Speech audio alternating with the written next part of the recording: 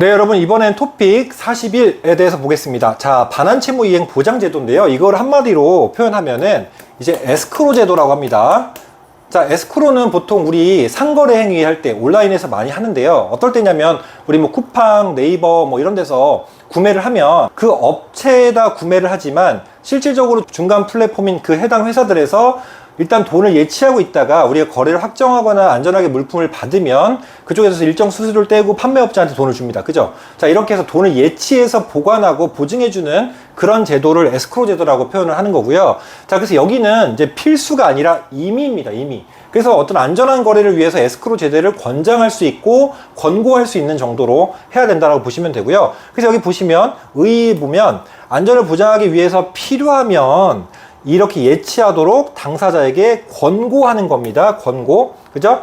그래서 여기는 누가 권리를 취득하는 사람, 매수인들이 유리하겠죠. 왜냐하면 이렇게 안전장치를 걸어 놓으니까. 그래서 권리 취득 의뢰인한테 유리한 제도다 라고 설명을 해 놓은 겁니다. 물론 임차인도 권리 취득을 하는 사람이니까 마찬가지겠죠. 그래서 돈을 예치했다가 어떤 보장을 받고 다 거래가 끝나면 그때 권리를 이전 확실히 받는 뭐 이런 제도다라고 보시면 되겠습니다. 자, 여기서 이게 중요한데요. 예치 명의자가 될 수 있는 자가 중요합니다. 예치 명의자가 될 수 없는 자가 종종 출제가 되는데 우선 가장 중요한 건 거래 당사자 본인은, 그러니까 이제 권리 이전하는 사람은 예치 명의자가 될 수 없죠. 이 사람이 직접 당사자가 거래 당사자가 되는 걸로 에스크로 제도를 하면 무슨 의미가 있습니까? 직거래지 그게. 그죠? 그래서 예치 명의자가 될 수 있는 자를 외우시면 되고요. 자, 그래서 은행, 보험회사, 신탁업자, 최신관서, 이제 우체국 같은 곳이에요. 그 다음에 공제사업을 하는 자, 그 다음 전문회사 플러스 개업공인중개사입니다. 그래서 제가 두 문자를 뭐라고 만들었냐면 은보, 신체, 공전 플러스 개공이라고 이야기를 합니다. 그래서 총 주체가 7개가 된다. 예치명의자가 7곳이 된다라고 기억을 해주시면 되겠습니다. 예치명의자가 될 수 없는 자를 기억하기보다는 될 수 있는 자만 기억하고 나머지가 나오면 될 수 없다라고 푸시면 되고요. 자, 예치명의자가 될 수 없는 자 중에 하나만 더 말씀드리면 좀 독특하게 변호사는 웬만하면 법조계에서는 다 되잖아요. 여기서는 변호사가 예치명의자가 될 수 없다. 여기까지 기억을 해주시면 특징은 다 잡은 걸로 보겠습니다.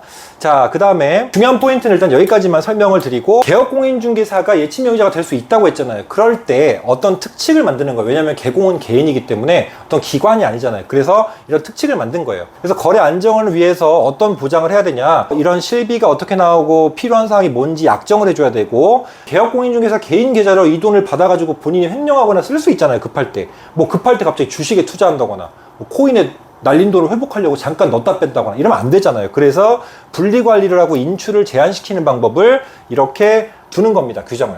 그죠?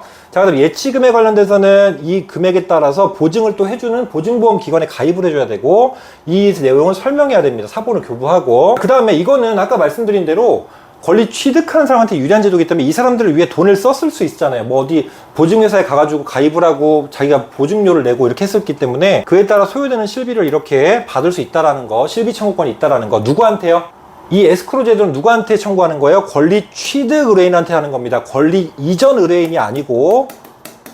자, 권리 이전 의뢰인한테는 어떤 경우에 받냐면 우리가 매물을 의뢰받았어요. 그래서 실제로 이 중개를 했어요.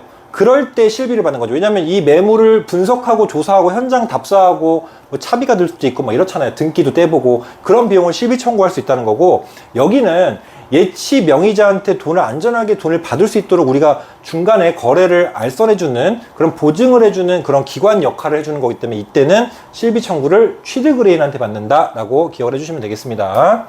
자, 그 다음 계약금 등의 사전 수령은 간단하게만 설명드리면 예치 명의자한테 교부하고요. 계약금 사전 수령할 수 있는 이 매도인 임대인 같은 사람은 예치 명의자한테 보증서를 교부하고 계약금 등을 미리 수령할 수 있다 정도까지만, 사전 수령할 수 있구나 이 정도까지만 기억을 해주시면 돼요. 크게 빈출되는 부분은 아닙니다. 자, 이렇게 해서 제가 여기 별표 쳐놓은 이 부분들만 꼭 기억을 해주시면 되겠습니다. 그래서 개업공인중개사로 할 때는 분리관리해주고 어떤 특칙이 있어야 되고 실비 청구할 수 있다, 취득 의뢰인한테. 그 다음 여기 예치 명의자가 될 수 있는 자 부분, 여기는 필수사항이 아니라 권고사항이다 정도까지만 기억을 해주시면 에스크로 제도는 짧고 굵게 설명을 마칠 수 있겠습니다. 자, 이상으로 이번 토픽도 마무리하겠습니다. 수고하셨습니다.